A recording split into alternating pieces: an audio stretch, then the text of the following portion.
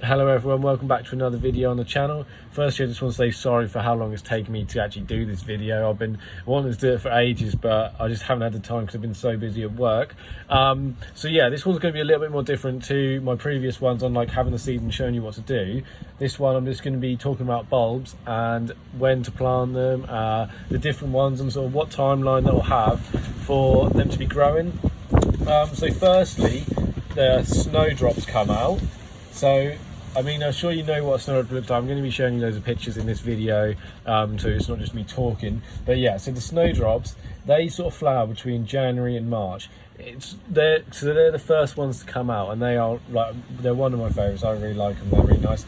But yeah, as well with them is you plant them in April and May, and you can get them. You can get the bulbs, and they're probably cheaper, but they can take a lot longer for them to actually sprout and grow and start to get them to spread. Whereas if you get them, it's called in the green, which is like, it's not much more expensive, but yeah, if you buy them in the green, so it's like when they're sort of grown and then cut down, you then buy those bits of it, and you can still get loads of them, and then you plant that. Yeah, so you can plant them, and you do that around April, May time. So sort of once they start to die off, you can plant them again, and you can just pretty much leave snowdrops alone, and they'll just come back every year, as long as they aren't like chopped up and done, like the ground hasn't been damaged and stuff, then yeah, they'll be all right. So then after that you've got things like aconites and crocuses. So aconites are a little bit different. They are a tuber, which is different to a normal bulb, but they are similar. They still store their they still store all of the goodness inside that bulb, like tubery thing. So I'll show you a picture of that. But yeah, you plant them about 4 inches in autumn, that's pretty much the same for all of these bulbs, apart from the snowdrops and bluebells. Bluebells and snowdrops you do sort of the end, like once they sort of die off, that's when you plant them. Whereas the rest of them you plant when in autumn time, and then they should come in the next year. So yeah, for aconites and crocuses, they sort of come up around the same time. And with aconites, they are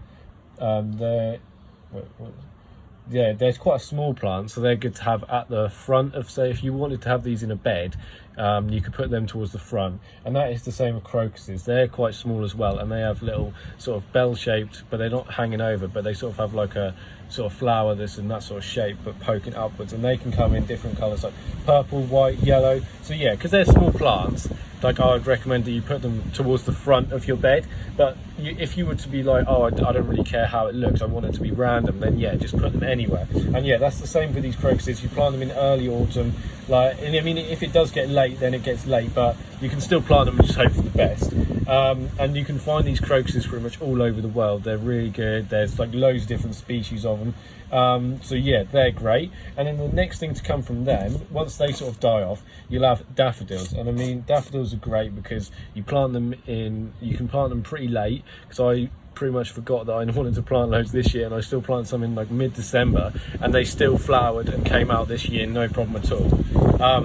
And the thing is with them is I've got a little example here to show you. So once they die and they have a little head on like this would be, so if you wanted, you could take this off and plant it, but what you're meant to do is if you just take the flower off and then you just leave them, they'll just die back, and the goodness from the plant, so say the stem, the leaves, that'll go back inside the bulb. And then once that happens and they sort of decay down a bit, and you just sort of go over it with a lawnmower or you just cut over it, once they're fully died back, then all the goodness from these plants, from the stem, from the leaves, it'll be back in the bulb, and that's why they come back the next year. So that's why daffodils, they're really good, because and it's the same for most bulbs, is if you just take their heads off once the flowers start to die and then just leave them, they should come back the year after, because of like all the nutrients and all the goodness being inside the stem and being inside the leaves, then it will come back. So yeah, daffodils great as well, because you can get different sorts of like the sort of white flowers on the outside and then yellow on the middle, or smaller ones as well. There's just such a good variety of daffodils. I think they're good just to sort of scatter around anywhere, just because they're just sort of brighten the place up. And especially in spring, as they are one of the taller ones and sort of the most bright, I think it's nice once you've had that winter break of having no sort of flowers, nothing really too major coming out. Obviously you do have some stuff that flowers in winter, but it's not very much like sort of a flowery flower like a daffodil. So yeah, it's always nice to put some daffodils in, because you can get them cheap as well. Like at the garden centre where I went to, you could just buy like a pick and mix bag, and you just filled it as much as you could, and it was just a £5 for as many as you could cram in there. So it is good to just do that. And then the way you put them is, I just normally put a trowel in, sort of push it to the side, the soil, and then yeah, just slide it in, and you have to have the root at the bottom, and then obviously the top bit where the bulb's going to shoot out at the top. And yeah, then just cover it over, and you just leave them. You don't need to go back and water any of these things. So yeah, they're really good. So then what will flower after that is hyacinths. They were pale blue or purple colours, but now due to like hybrid and stuff, they're now in, you can pretty much get any colour you want. But yeah, they're really nice ones, because they are they're not massive, but you can get to about 8 to 10 inches, and they're really nice ones as well, because they're not like huge, but they're sort of medium sized. They're bigger than your crocuses and the aconites, and they're probably a similar size to the snowdrops. So if you were to have a few of those just dotted around in a sort of a flower bed, or if you just had them in a border, then yeah, they're really nice to have sort of in the middle, because yeah, they're just nice flowers, and I'll show you pictures of what they look like. And with hyacinths, you get these little ones called grape hyacinths, which they're like a mini version of it, probably the same size as a crocus, and they sort of spread everywhere, and they are nice little flowers. I mean, if you were like, oh, I don't want these here, then sure, you can just take them out and put them somewhere else, or just get rid of them. But yeah, you can just have them wherever.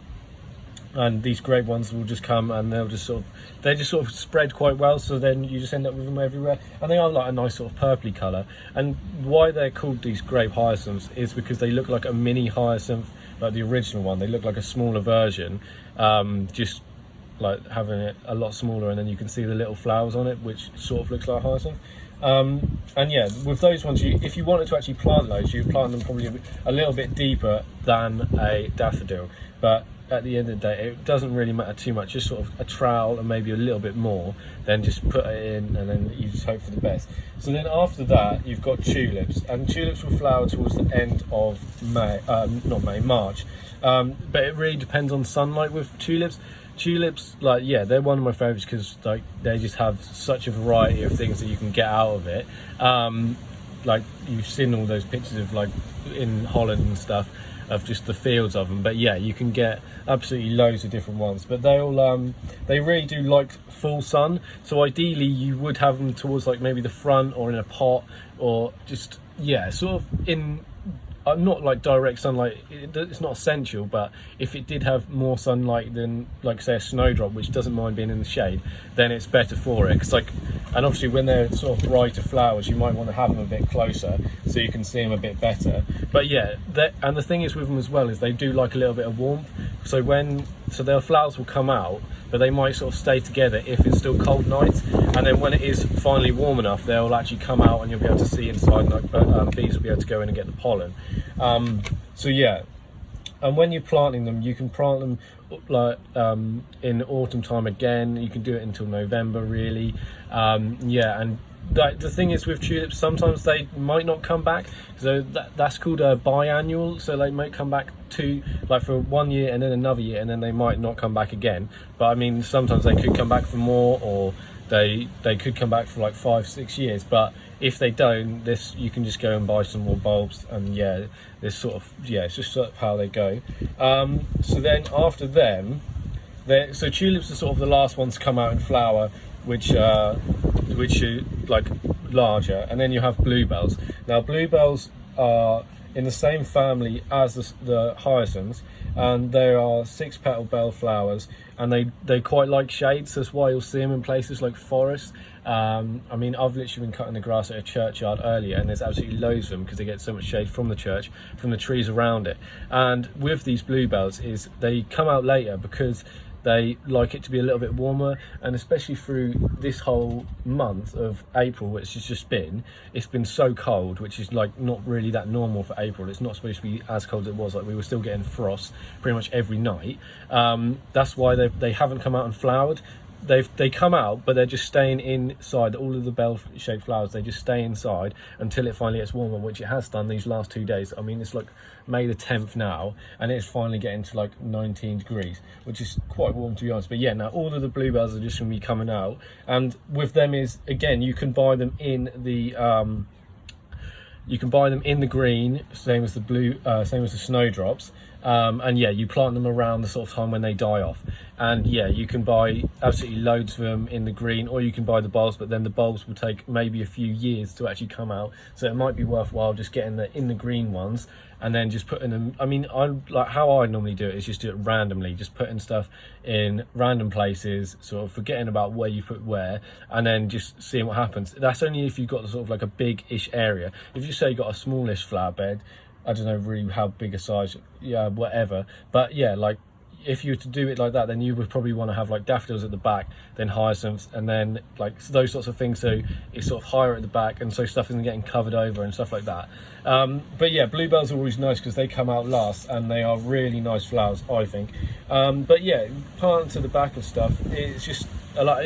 Say if you had to have like hedges at the back of your garden, you could put some bluebells like underneath it, and then they're like, or just a little bit to the front of it, so they're getting that shade from the hedge, and then yeah, they'll come out and they'll look nice under the bottom of that.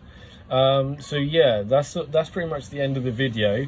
So I haven't got much more to say, but yeah, all of these flowers are really good because, I mean, it's mainly like the bluebells and the tulips which are going to get a lot of pollen for bees and things like that, because that's later, and then like for snowdrops, bees aren't really coming out at like January time. So yeah, that's why I quite like bluebells, because they are giving out that pollen for bees. So yeah, and yeah, so that's really great. Any questions you want, just let me know. I've got some more video ideas coming up. So yeah, hope you enjoyed the video. Thank you very much.